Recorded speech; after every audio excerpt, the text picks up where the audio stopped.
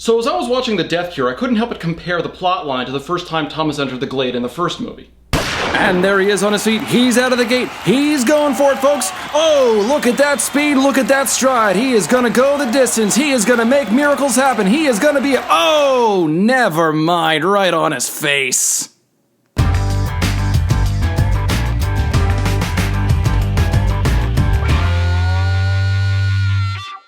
Okay, right off the bat, I want to say I did thoroughly enjoy this movie. It does have flaws, of course, and I'll get to those in a little bit, but right now, oh god, the adrenaline rush I got from this one. Wes Ball knows how to direct a goddamn action scene. The man is very talented in that regard. The rest of the stuff is a little flawed. Now, I haven't read The Death Cure yet, so I can't really compare the movie to the book in any kind of adaptation way, so give me time and we will eventually get to this review. I did thoroughly enjoy The Maze Runner. You'll remember I gave that movie a 4 out of 5. Scorched Trials, the review's a little late, so it'll be up in about a week. Sorry about that, guys. Production problems on our side. That one didn't do as well. And I admit, I do have a problem when it comes to seeing certain movies the first time. If I'm having a good time in the theater, I'm going to be a little overly optimistic about it, so I'd want to give this one a 4 out of 5 right now, but if I step back and think about it a little more critically, it would probably have to be a 3 out of 5 instead. Still a good movie, though. Alright, so this one picks up about 6 months after the end of the Scorched Trials, where Mino's been captured and a couple of other extras have been captured. They don't really mean anything, it's all about Mino. And Thomas and the other survivors from the Glade have to try to find a way to break him out of Wicked's containment. Meanwhile, you have Teresa the traitor just trying to find a cure for the flare. Wicked is being evil. Thomas and the others are being good.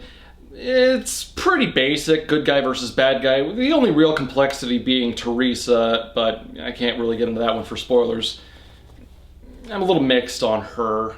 The acting, though, is solid. Everyone gives a good performance, and I'm really glad that they were finally able to get this movie out. If you're unaware, this movie was actually supposed to come out last February in 2017, but there was a bit of a delay when the star, Dylan O'Brien, got hit by a car. From my understanding, he made a full recovery, so he's all back up to full speed. And I wish him a happy acting career, as well as everyone else in this movie. Frankly, I didn't see any real dull performances, with the exception of Vince, who in the Scorched Trials was the big leader of the right hand, or the right arm, sorry.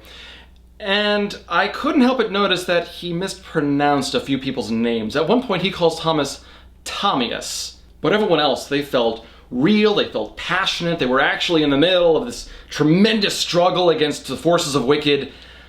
Such a stupid name for a company. And the drama and depth of everything actually did come across extremely well. So if you liked a lot of the tension, if you liked a lot of the angst in The Maze Runner, ignoring the Scorched Trials, that's its own problem, then you're likely going to really enjoy The Death Cure. But of course, the biggest draw that I had to this whole thing was the action. The movie starts out really solid with the action. You get this awesome opening scene where they're raiding the train. That's what you see in the trailer. It's good stuff right there. And then we get another action scene right after that, and then another action scene right after that, and then another, and then another.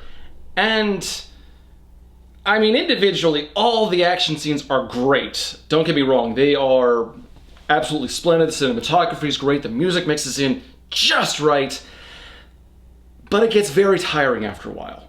In the Scorched Trials review, I actually have this little discussion about peaks and valleys that you need to consider when you're writing, but again, sorry that that's not up yet. Come back in a week. Short version, you've got your exciting moments, and then you've got your exposition moments where you calm down so the audience doesn't exhaust themselves. The movie starts here and stays here as long as possible, and I did enjoy a lot of the action scenes, but by the halfway point, you're kind of drained. It gets a little tiring. Now, admittedly, I was very invested in this story, and the ending of the Scorched Trials did have me really aching to see this movie. So, I'm a little in favor of it going in, so there's my bias out in the open. Still, the action itself keeps increasing, going higher and higher and higher. You get to the climax where everything's going to hell. You've got Wicked fighting the refugees, and everything is exploding, and it's like Michael Bay's Wet Dream, but in a good way. That was really stupid, I'm sorry. But it gets to a point where it plateaus and it can't really go any higher, but there's still like another 30-40 minutes left in the movie. So, I mean, the real final conflict isn't up to the standards the movie had led us to. What I can say, though, is if you do enjoy thriller, if you do enjoy action scenes, if you liked the first movies, or at least for the fight scenes, you'll probably really enjoy this movie. You may need to take a break at some point, but it's still a good time.